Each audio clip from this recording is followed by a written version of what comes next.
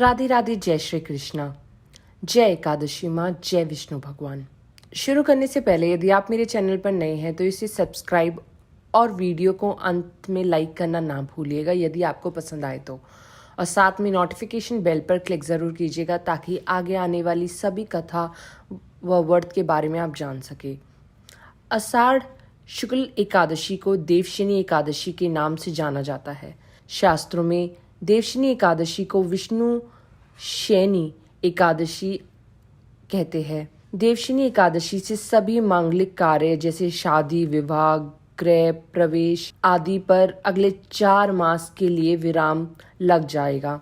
अर्थात देवशनी एकादशी से चतुर्मास आरंभ हो जाता है।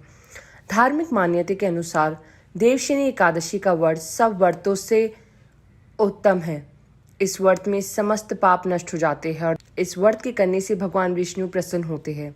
हालांकि व्रती रहने वाले को इसका व्रत का फल तभी मिलता है जब वह देवशनी एकादशी व्रत को विधि विधान से कर व्रत का पाठ करते हैं तथा कथा सुनते हैं। आइए जानते हैं इस एकादशी व्रत की क्या नियम है तथा व्रत कथा। एकादशी व्रत के नियम। एकादशी के दिन सुबह उठकर व्रत का संकल्प कर शुद्ध जल से स्नान करना चाहिए।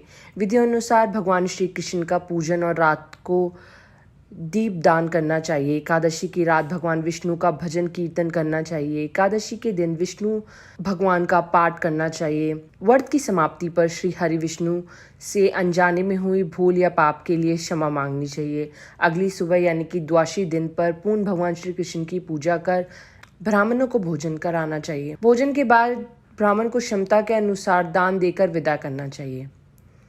देवशनी एकादशी की व्रत कथा। सूर्यवंश में मदधाता नाम का एक चक्रवर्ती राजा हुआ जो सत्यवादी और महान प्रतापी था। वह अपनी प्रजा का पुत्र की भांति पालन किया करता था। उसकी सारी प्रजा धन धान्य से भरपूर और सुखी थी। उसके राज्य में कभी भी अकाल नहीं पड़ा था। एक समय उस राजा के राज्य में 3 वर्ष तक वर्षा नहीं हुई और अकाल पड़ गया। प्रजा अन्न की कमी के कारण अत्यंत दुखी हो गई। अन्न के ना होने से राज्य की सभी प्रजा दुखी रहने लगी। एक दिन प्रजा राजा के पास जाकर कहने लगी कि हे राजा, सारी प्रजा त्राही त्राही पुकार रही है क्योंकि समस्त विश्व की सृष्टि का कारण वर्षा है।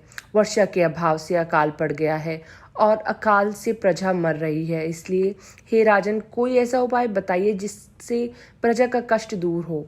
राजा मगधाता कहने लगे कि आप लोग ठीक कह रहे हैं, वर्षा से ही अन्न उत्पन्न होता है और आप लोग वर्षा ना होने से अत्यंत दुखी हो गए हैं।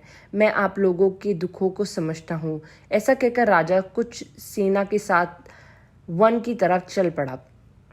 वह अनेक ऋषियों के आश्रम में घूमता हुआ अंत में ब्रह्मा जी के पुत्र अंगिरा ऋषि के आश्रम में पहुंचा। वहां राजा ने घोड़े से उतरकर अंगिरा ऋषि को प्रणाम किया।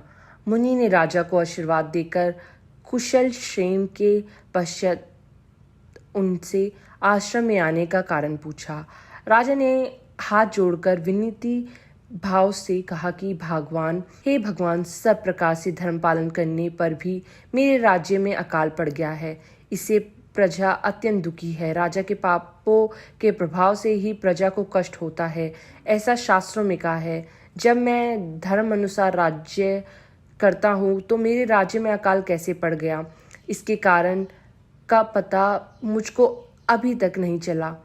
अब मैं आपके पास इसी संदेह को दूर करने के लिए आया हूँ। कृपया करके मेरे इस संदेह को दूर कीजिए, साथ ही प्रजा के कष्ट को दूर करने का कोई उपाय बताइए।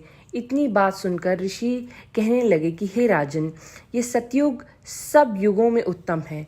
इसमें धर्म को चारों चरण सम्मिलित है, अर्थात इस युग में धर्म की सबसे अधिक उन्नति है। लोग ब्रह्मा की उपासना करते हैं और केवल ब्राह्मणों को ही वेद पढ़ने का अधिकार है। ब्राह्मण ही तपस्या करने का अधिकार रख सकते हैं, परंतु आपके राज्य में एक शुद्ध तपस्या कर रहा है। इसी दोष के कारण उसके राज्य में वर्षा नहीं हो रही है। इसलिए यदि आप प्रजा का भला चाहते हो तो शुद्ध का वध कर दो। इस पर राजा कहने लगा कि महाराज, मैं उस निरपराध तपस्या करने वाले शुद्ध को किस तरह मार सकता हूँ? आप उस दोष से छूटने का कोई दूसरा उपाय ये बताइए। तब ऋषि कहने लगे कि हे राजन, यदि तुम अपने अन्य उपाय जानना चाहते हो तो सुनो। आषाढ़ मास के शुक्ल पक्ष की एकादशी, जिसे देवशनी एकादशी कहते हैं, उससे विधि पूर्वक व्रत करो। व्रत के प्रभाव से तुम्हारे राज्य में वर्षा होगी और प्रजा सुख प्राप्त करेगी, क्योंकि इस एकादशी का व्रत सब सिद्धियों को देने वाला है और समस्त उपद्रवों को नाश करने वाला है। इसलिए एकादशी का व्रत तुम प्रजा, सेवक तथा मंत्रियों के साथ करो। मुनि के इस वचन को सुनकर राजा अपने नगर को वापस गया और विधि पूर्वक एकादशी का व्रत किया। उस व्रत के प्रभाव से वर्षा हुई और प्रजा को सुख पहुंचा। अंत में इस मास की एकादशी का व्रत सब मनुष्य को करना चाहिए। यह व्रत इस लोक में भोग और परलोक में मृत्यु को देने वाला है।